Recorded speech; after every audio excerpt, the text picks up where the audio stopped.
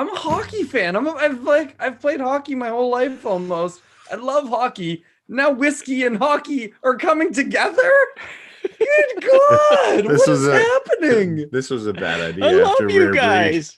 I Ian, love now I'm you gonna guys. spend. I can't do math right now, but there's a lot of bottles here that now I feel like I need to buy so that I have my hockey collection in amongst my whiskey collection.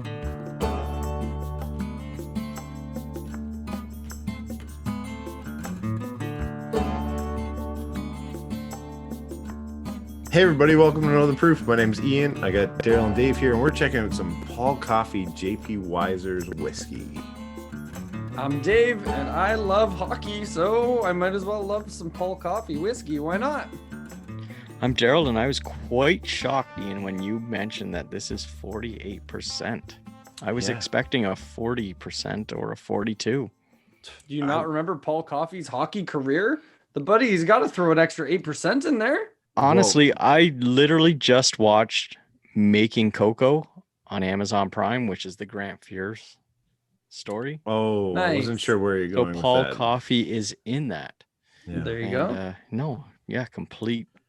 Completely revived that Oilers team. So 48% represents the 48 greatest numbers of goals by a defenseman in the season. Oh, Interesting. Yeah. Amazing. And it's a 7-year-old whiskey, which is Paul's jersey number. I was going to say, was he 7 or was he also 77? He was 77. I think it was in Pittsburgh. I thought so. Yeah. So it's a 7-year-old. I was 77 when I played hockey. That was my number. So that's why I kind of remembered I was a defenseman as well. Really? You know, I didn't make the NHL. That's why I'm here talking about whiskey with my friends, and you know, It's probably better. And you like coffee, right? So yes. It's fitting. So this is a 2-grain whiskey. We have, let me just read this quickly, 93% corn and 7% rye in this whiskey. So a very high corn blend, essentially. It's 2-grain, 48%. The style says rich and smooth. This is obviously pitched to like whiskey nerds, I guess you could say, by saying rich and smooth as the tagline on that. But I would agree with it by the taste. And it was the 2019-2020 release edition. Before we jump into this, the Alumni series, it seems to have captured, from what I've seen, a lot of Canadians where it's distributed. Even non-whiskey drinkers are grabbing them off the shelves just because hockey's huge in Canada. And these are named after hockey players. That said, I've had to ship a bunch of these, not ship mule across the border to a bunch of Chicago buddies. So my buddy Dustin in Illinois, I guess, but he was a Blackhawks fan. Yeah. And he got me to get the 4 that were out at the time and ship them across to him. So that was fun too. That said, Weiser's has teamed up, and he gets Dr. Don. When I say he, it's Dr. Don. Gets a lot of the hockey players to come down to the JP Weiser's center, and he does the blending class for them essentially. So we've talked about this blending class that we really want to do when COVID is done with. They bring the hockey players in, they get to trial this stuff, and they blend a whiskey that they get to mass produce essentially. And it's kind of a limited bottle that has their name on it. It's really fun. So I think it's a pretty cool marketing scheme / Canadiana factor with it all. And I'm a big fan. So anytime I get to see one on the shelf, I usually pick it up to give it a shot because it's fun. And I think it's pretty cool what Dr. Don's doing. Like, he's helping grow the Canadian whiskey portfolio, and he's trying to give us a bit of a bigger name and get us across the nation a little bit more, right?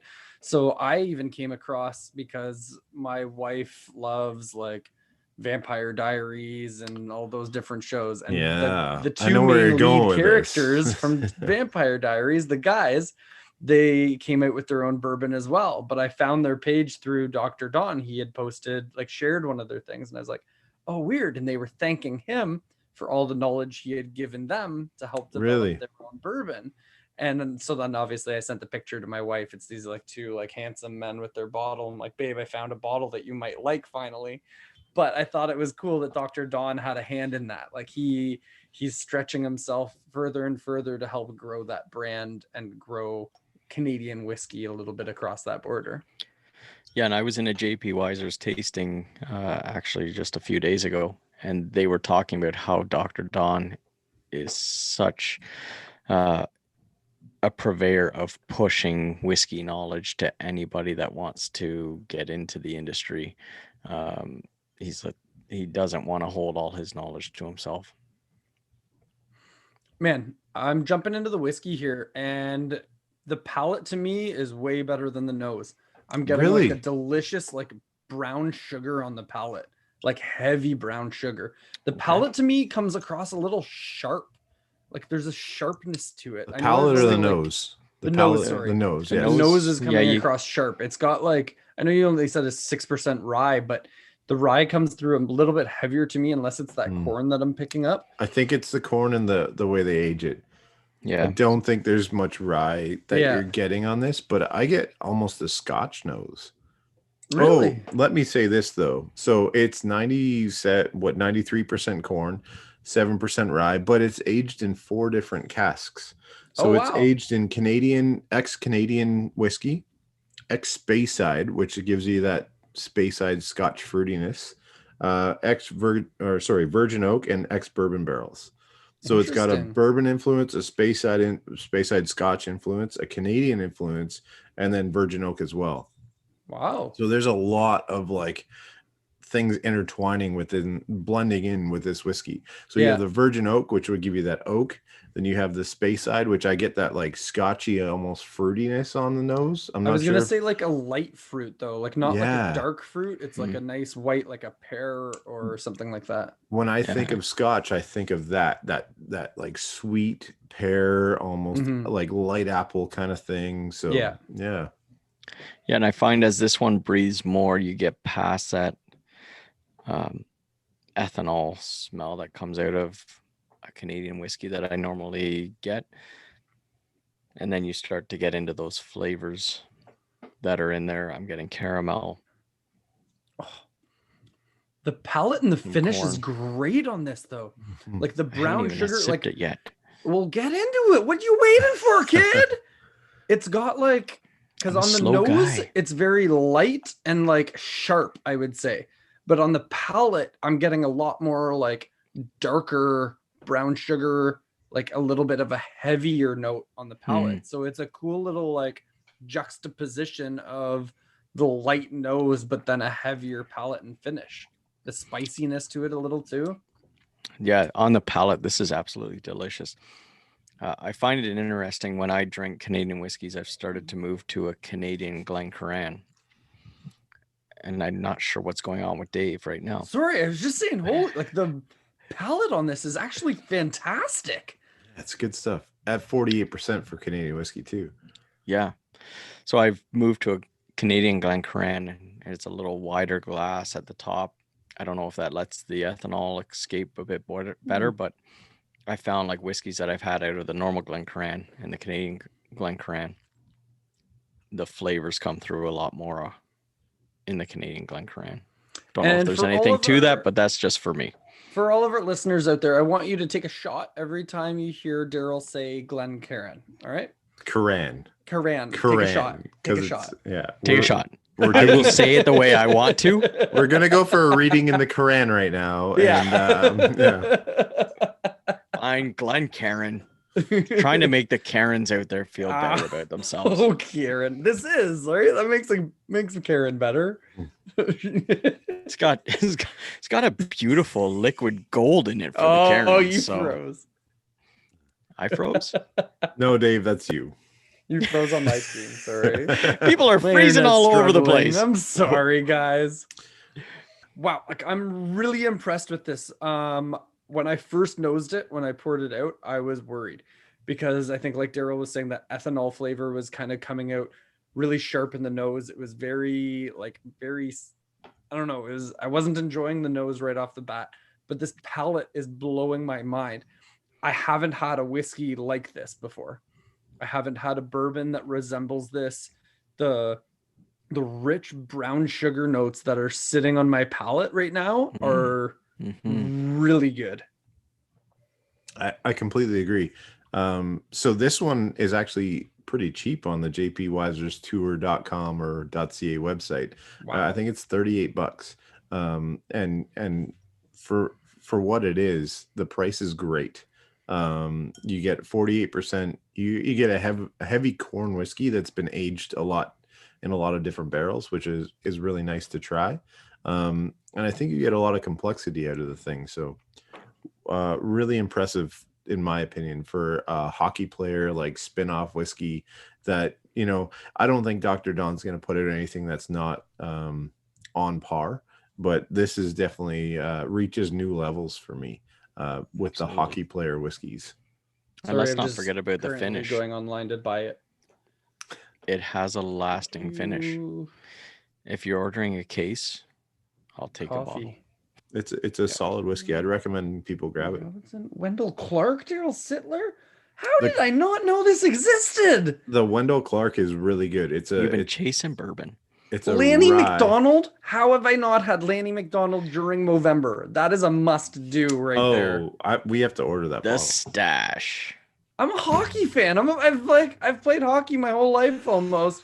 I love hockey. Now whiskey and hockey are coming together. Good God! What is happening? This was a bad idea. I love you guys. Ian, now I'm going to spend... I can't do math right now, but there's a lot of bottles here that now I feel like I need to buy so that I have my hockey collection in amongst my whiskey collection. To me, it's that like brown sugar is coming off so strong in it. And like the sides of my tongue, like the finish on it is lasting.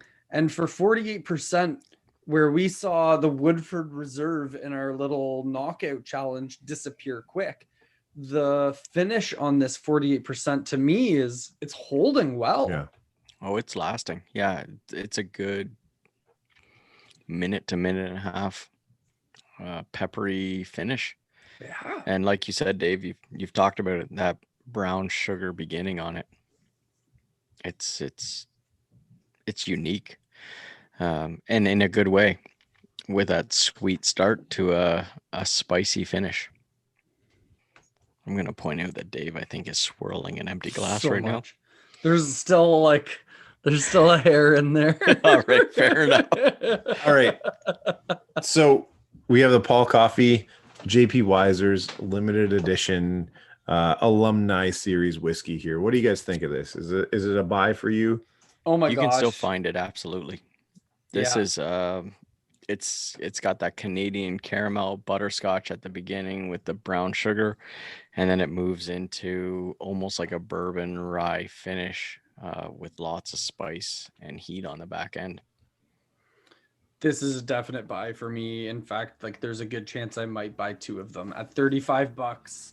That is a great bottle to be able to have. I think the 48% is going to make it go down smooth.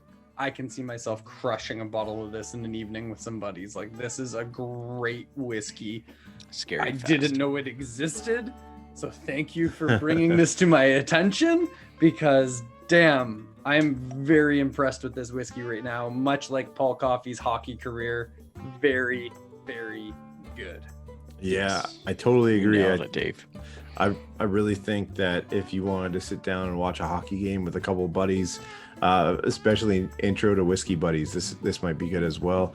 Pour a couple glasses, maybe it'd be a rock glass with a couple ice cubes in there, and sit down, enjoy the game, watch some solid defense on whatever team that has defense now, and enjoy the hockey game. This would be a great whiskey for that. So we're Northern Proof.